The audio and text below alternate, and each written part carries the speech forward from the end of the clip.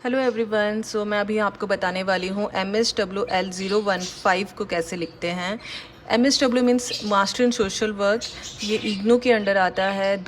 इग्नू के under 4 project आपको करने होते हैं 2 साल के अंदर। फर्स्ट ईयर में 013 014 करना है एंड सेकेंड ईयर में 015 एंड 016 आपको कंप्लीट करना है। अगर आप इनको कंप्लीट करके नहीं सबमिट करेंगे तो आपका फाइनल रिजल्ट नहीं आएगा और आपको डिग्री नहीं मिलेगी।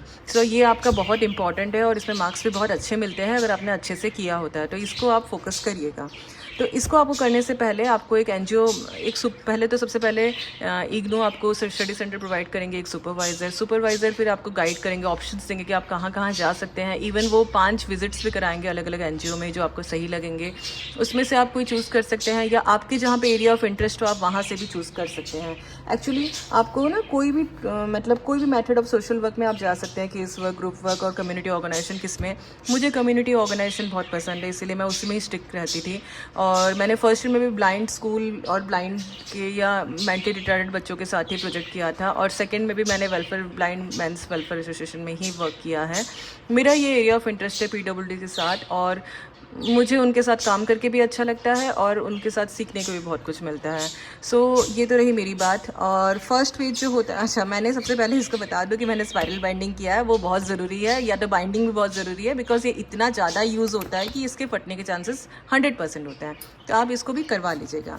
तो मैंने फर्स्ट पेज नहीं दिखाऊंगी बिकॉज ये मेरे पर्सनल डिटेल्स है। सेकेंड पेज मेरी प्रोजेक्ट सुपरवाइज़र जो इग्नू ने प्रोवाइड किया था उनकी डिटेल्स है, तो वो मैं नहीं दिखाऊंगी। उसके बाद आपको जैसे ये लॉग शीट्स कैसे भरने हैं, तो आपके रोज़ के रोज़ भरने हैं ये वाले, कि आप कौन से दिन गए थे, क्या टाइम पे, वो आगे जाके होगा।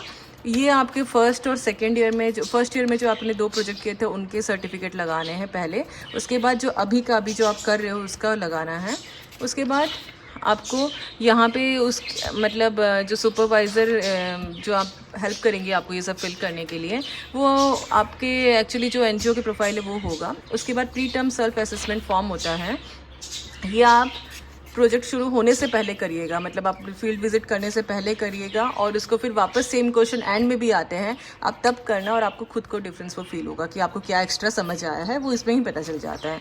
तो ये मैंने पहले फिल किया था। उसके बाद इंडक्शन मीटिंग हुए मेरे सुपरवाइज़र के साथ, जो मुझे अच्छे से बताया कि कैसे क्या करना है, ये साल हमें कैसे क्या काम करना है। फिर ओरिएंटेशन विजिट्स भी उन्होंने ही सजेस्ट किए थे, जहाँ जहाँ जाने के लिए मैंने वहाँ गए। फिर उनके 5 ओरिएंटेशन विजिट्स के 5 रिपोर्ट्स हैं अलग अलग एनजीओज़ में, लाइक दिस।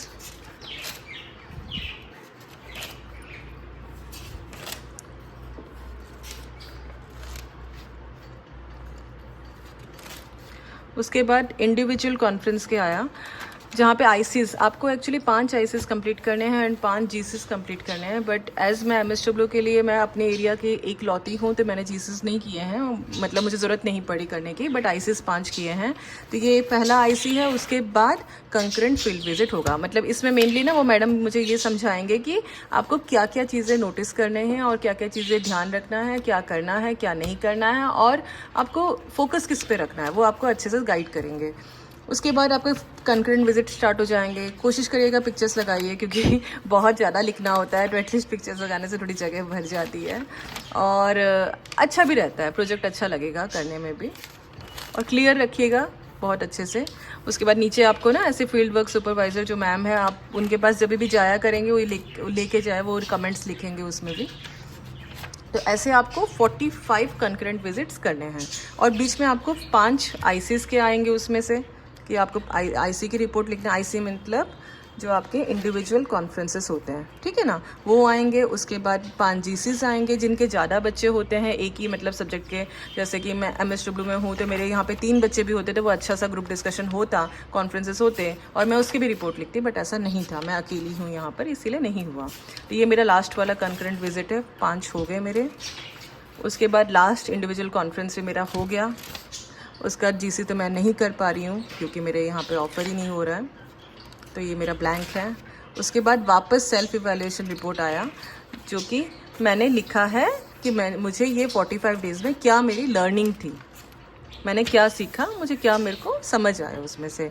उसके बाद मैंने सेकेंड ईयर का भी ये अच्छे से लिख दिया, उसमें से सेकेंड ईयर के क्या क्या मैंने कौन कौन से एनजीओ में विज़िट किए थे वो सब आया। और मैंने कंकरेंट विजिट में मैंने क्या क्या टॉपिक्स के ऊपर डिस्कशन किया। और मैं मतलब मेरा फोकस रहता था कि 5 डेज़ में मैं गई हूँ, 45 डेज़ गई हूँ, तो उसमें कोई एक्टिविटी कराऊँ, कुछ अलग कराऊँ, जो मैंने कुछ सीखा है वो सब कराऊँ, या कोई डे बनाऊँ, हेल्थ एंड वेलनेस डे, कोई कल्चरल डाइवर्सिटी डे बनाऊँ, सो डैट कि वो भी एंगेज हो और कुछ नया सीखने को मिले। और मेनली कम्युनिटी के साथ आप जितना इंटरेक्ट करेंगे आपको उतना अच्छा से, सोशल वर्क का काम ही क्या होता है कि आप कितना उनके साथ अच्छे से इंटरेक्ट करते हैं और उनकी हेल्प कर सकते हैं, है ना। तो ये वापस से वही वाले क्वेश्चंस आए जो कि अभी मुझे बहुत डिफरेंट लगे थे। ये मेन है, चेकलिस्ट आप पक्का चेक करिएगा। चेकलिस्ट चेक करने से ये होता है ना कि आपका क्रॉस चेक हो जाता है कि आपने सब भरा है कि नहीं भरा। और जैसे मैंने ना 5 जीसेस अटेंड नहीं किया है तो मैंने टिक नहीं किया है वहाँ पर, बाकी आप अच्छे से टिक करिए सो डैट कि आपका क्रॉस चेक हो जाएगा कि आपने सारे चीज़ें अच्छे से किए हैं कि नहीं किए हैं।